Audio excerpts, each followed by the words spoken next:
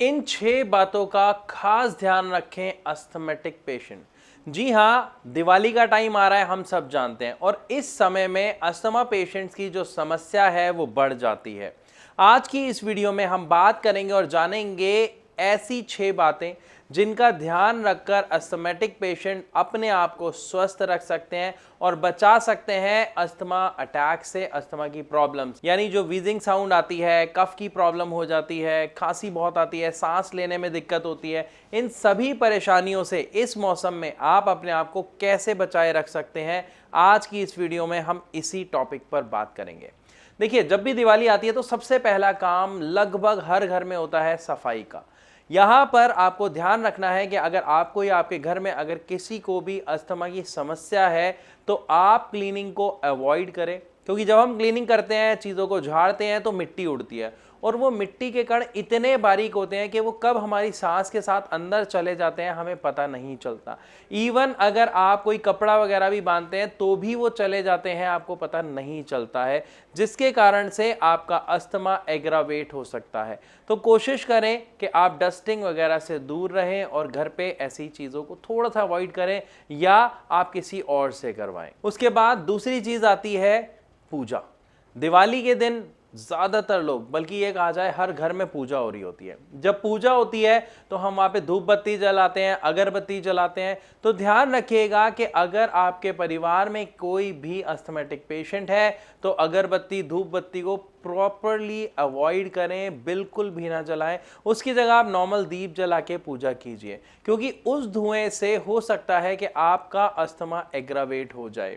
इसी के साथ साथ हम एक और चीज़ देखते हैं कि दिवाली के वक्त जो हमारा खाना पीना होता है वो बहुत ऑयली हो जाता है, तो आपको उस ऑयली फूड को बिल्कुल ही अवॉइड करना है। उसकी जगह आप जो नॉर्मल खाना खाते हैं, यानी आपकी जो बैलेंस डाइट है जिसमें फ्रूट और वेजिटेबल्स अच्छी मात्रा में होने चाहिए, आप ऐसी डाइट कंज्यूम करें ताकि आपकी जो अस्थमेटिक प्रॉब्लम है वो एग्रावेट ना हो। इसके साथ साथ एक बात का खास तौर पे ख्याल रखें कि जहां पर बच्चे कोई क्रैकर्स जला रहे हो, बम पटाखे जला रहे हो, वहां से दूर रहें, क्योंकि जब बम पटाखे जलते हैं तो वहां पर carbon dioxide, carbon monoxide, sulphur, ऐसे केमिकल्स हवा में बहुत भारी मात्रा में प्रेजेंट हो जाते हैं, और जब ये सांस के साथ अंदर जाते हैं तो ये अस्थमा की समस्या को एग्रावेट कर देते हैं।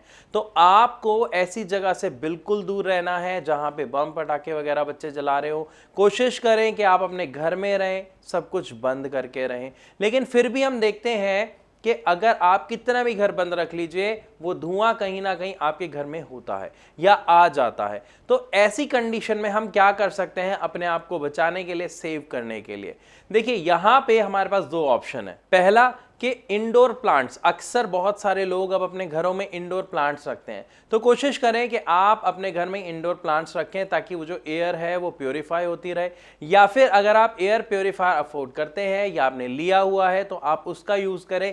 इन 2 तरीकों से ही केवल आप अपने घर की उस हवा को प्योर कर सकते हैं और अपने आप को अस्थमा के एग्रावेट होने से बचा सकते हैं, पूरी कोशिश कर सकते हैं। इन सभी चीज़ों के साथ साथ एक चीज़ का आपको खास ख्याल और रखना है कि इनहेलर को आप अपने साथ ज़रूर रखें, कि अगर आपका अस्थमा एग्रावेट होता है तो इनहेलर आपके पास हो, क्योंकि एक फर्स्ट एड है ताकि आपको रिलीफ मिल सके, कोई दिक्कत ज़्यादा ना बढ़ जाए। इसी के साथ साथ एक आखिरी पॉइंट मैं आपके साथ शेयर करना चाहूँगा, N95 मास्क को आप वेयर अभी से करना शुरू कर दें, क्योंकि अब धीरे धीरे जो हवा है, जो एटमॉस्फेयर है, वो धीरे धीरे पॉल्यूट होता जाएगा, क्योंकि अब दशहरे से लेकर दिवाली तक का जो टाइम होता है इसमें हवा में केमिकल्स की मात्रा ज़्यादा बढ़ जाती है, और जिसकी वजह से एस्थमेटिक पेशेंट को काफ़ी समस्या का सामना करना पड़ सकता है।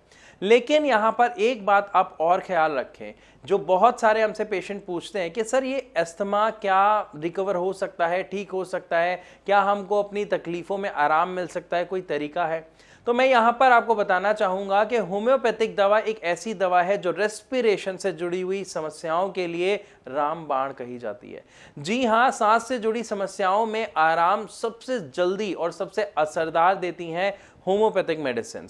अब हो सकता है जैसे मैंने आपको ये बात कही तो आपके मन में बहुत सारे सवाल आ गए होंगे, तो आप किसी भी अपने सवाल का अगर जवाब चाहते तो आप नीचे दिए गए इस नंबर पर कॉल करें। भारत होम्योपैथी के डॉक्टर से फ्री ऑफ कॉस्ट कंसल्ट करें, अपने सभी सवालों के जवाब पाएं अभी हैंड टू हैंड। इसके अलावा अगर आपको लगता है कि कोई ऐसा टॉपिक है जो आप हमसे जानना चाहते हैं, समझना चाहते हैं, जिस पर मैं वीडियो बनाऊं, तो आप कमेंट में नीचे लिख के भेजें कि सर इस टॉपिक पे प्लीज वीडियो बनाइए, तो मैं जल्द से जल्द वो वीडियो बना के आपके साथ साझा करूंगा।